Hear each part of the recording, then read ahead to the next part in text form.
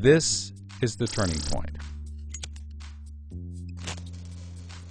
So, just like always, the mortgage broker connects the family with a lender and a mortgage, making his commission.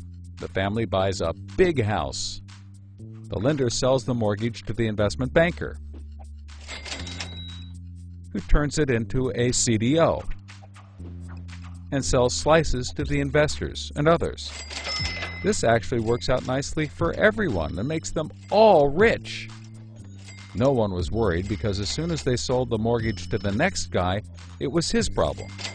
If the homeowners were to default, they didn't care.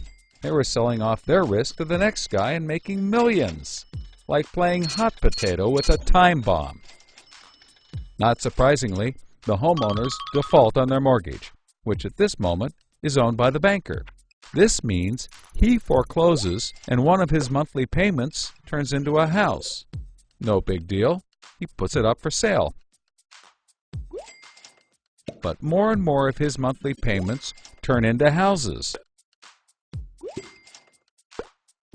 Now there are so many houses for sale on the market, creating more supply than there is demand, and housing prices aren't rising anymore. In fact, they plummet.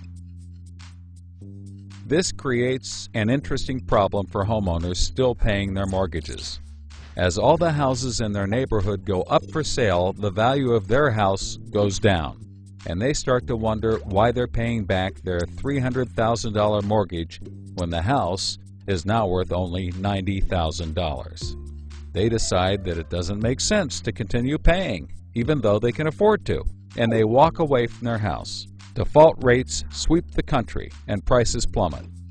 Now the investment banker is basically holding a box full of worthless houses.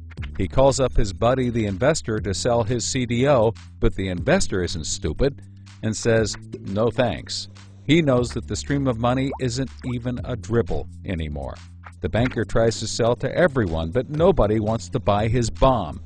He's freaking out because he borrowed millions, sometimes billions of dollars to buy this bomb, and he can't pay it back. Whatever he tries, he can't get rid of it. But he's not the only one. The investors have already bought thousands of these bombs. The lender calls up trying to sell his mortgage, but the banker won't buy it, and the broker is out of work. The whole financial system is frozen, and things get dark.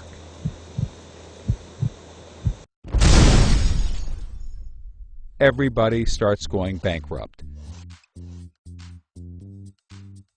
But that's not all. The investor calls up the homeowner and tells him that his investments are worthless.